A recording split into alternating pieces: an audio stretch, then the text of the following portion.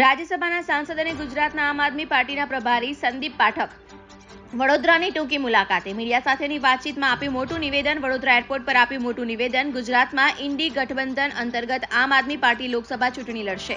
ગુજરાતમાં આમ આદમી પાર્ટીએ કોંગ્રેસ પાસે 8 બેઠકો માંગી. ભરૂચ અને ભાવનગરમાં ભાજપને માત્ર આમ આદમી પાર્ટી જ ચૂંટણી હરાવી શકે છે. પંજાબમાં આપ અને કોંગ્રેસ અલગ અલગ ચૂંટણી લડશે. દિલ્હીમાં સીટ શેરિંગને લઈ કોંગ્રેસ સાથે હજી વાતચીત ચાલી રહી છે. ભાજપ રૂપિયાના જોરે ધાક ધમકીથી અન્ય પક્ષના નેતાઓને પોતાના પક્ષમાં કરી રહી છે શામેલ.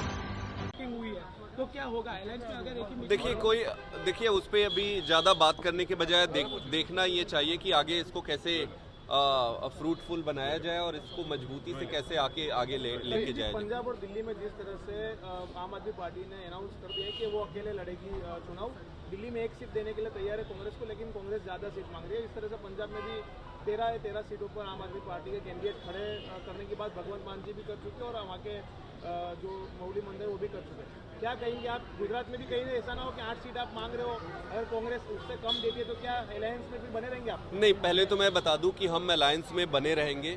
देखिए आज ये अलायंस में हम अपने फायदे के लिए नहीं आए हैं. 1 सीट यहाँ 1 सीट वहाँ वो इम्पोर्टेंट नहीं है. इम्पोर्टेंट जीतना है. हमारा सिर्फ मकसद ये है कि हम ये चुनाव जीतें और सारी हमारी स्ट्रैटेजीज और सारे निर्णय उस जीत के तरफ इंगित करें.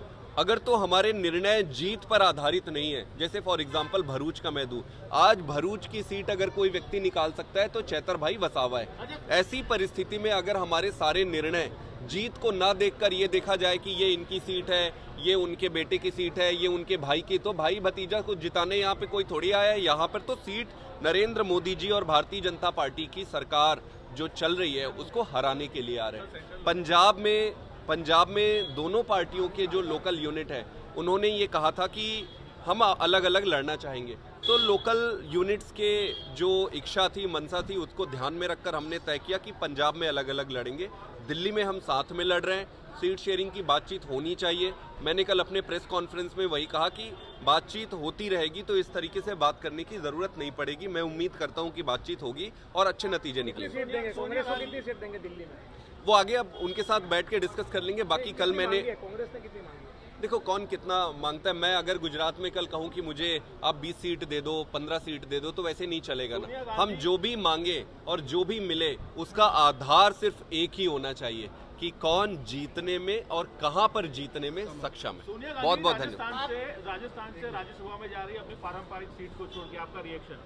नहीं, मैं उनको बधाई दूंगा और वो कांग्रेस पार्टी का प्रेरोगेटिव है किसको कहां से भेज रही है. मैं सुन रहा था कि नड्डा जी को भी ये लोग राज्यसभा से भेज रहे हैं, तो गुजरात से भेज रहे हैं, तो वो भारतीय जनता पार्टी का प्रेरोगेटिव है कि किसको भेजती. हम बधाई देते हैं उनको. महाराष्ट्र में 24 घंटे ही नहीं हुए, अभी राज्यसभा का टिकट दे दिया गया उनको. क्या ये देश और दुनिया को देखने वाली बात है. मेरे पास कुछ बोलने को बचता नहीं है. आप सारे समझदार हैं, देश देख रही है. नरेंद्र मोदी जी और भारतीय जनता पार्टी ने इस देश को एक ही चीज सिखाया है, वो है कि व्यवस्थाओं को कैसे तोड़ा जाए, लोगों को कैसे खरीद के अपनी पार्टी को बड़ा किया जाए, देश को कैसे बड़ा किया जाए. वो मोदी जी उस पे नहीं लगे हैं. अपनी पार्टी को कैसे बड़ा किया जाए सिर्फ उस पे लगे हैं, और वो भी गलत तरीके के माध्यम से. आम आदमी पार्टी में से भी कई बड़े नेता को भारतीय जनता पार्टी अगर छोड़ने की कोशिश करे तो क्या होगा? देखो वो 24 घंटे वो कोशिश कर ही रहे हैं. इतने सारे लोगों को उन्होंने जेल में क्यों डाला है? भाई जेल में डाला ही इसीलिए है कि उनको अंत में भाजपा में ज्वाइन कर सके. तो अपना कोशिश करते रहे, हम अपना धर्म निभाएंगे. Thank you. किसान आंदोलन के बारे में क्या कहेंगे? हरियाणा में हम इंतजार कर रहे हैं कि बातचीत का नतीजा निकले. चंडीगढ़ में इंतजार कर रहे हैं बातचीत का नतीजा निकले. इसके साथ साथ दिल्ली में भी हम वेट कर रहे हैं कि बातचीत का नतीजा निकले.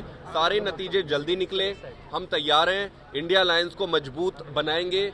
भगवान ने हमें जितनी शक्ति, जितना सामर्थ्य दिया है उसको पूरा उपयोग करके किसान प्रदर्शन कर रहे हैं. उस पर किसानों के प्रदर्शन को अगर आप देखेंगे कि बहुत ही दुर्भाग्यपूर्ण है. किसानों की मांगों को भाजपा की सरकार ने हामी भरी थी. हामी भरने के बाद फिर वो भूल गए जैसा वो करते हैं. अभी मोदी जी एक नई चीज लेके आए हैं, मोदी की गारंटी.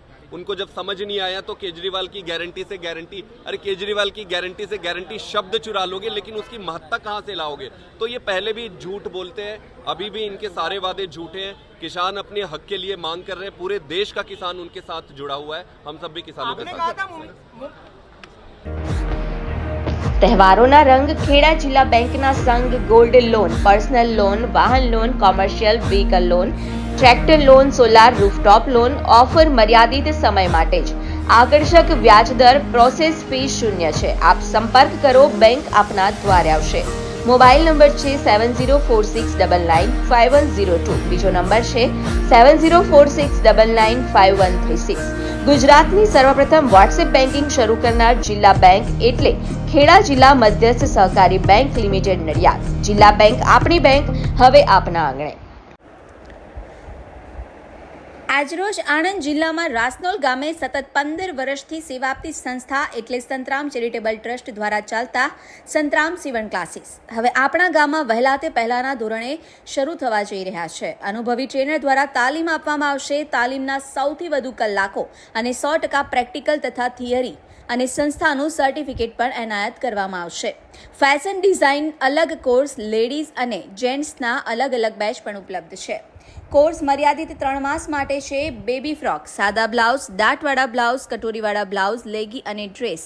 અમારી સંસ્થામાં ભણતરની કોઈ મર્યાદા નથી. અભણ હશે તો પણ ચાલશે. વિકલાંગ, શ્રવણમંદ, વિધવાઓને મફત તાલીમ આપવામાં આવે છે.